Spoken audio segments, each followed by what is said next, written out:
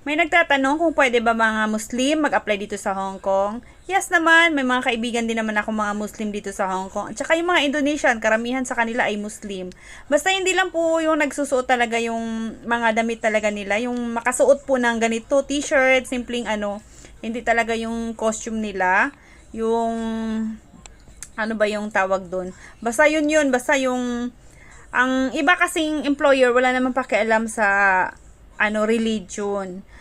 May ibang employer lang na ayaw nila mag-hire ng Muslim kasi dahil sa pagkain, kailangan kasi mag-adjust sila, kailangan mag-separate kasi hindi kumakain ng pork.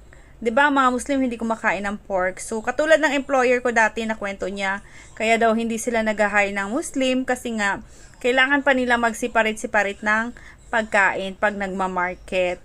So yun, pwede dito nakadepende lahat sa employer ha. May mga employer na walang pakialam kung anong religion mo. Basta ang trabaho mo ay aayusin mo. So lahat ay nakadepende sa employer kung i-hire ka nila o hindi. Yun po.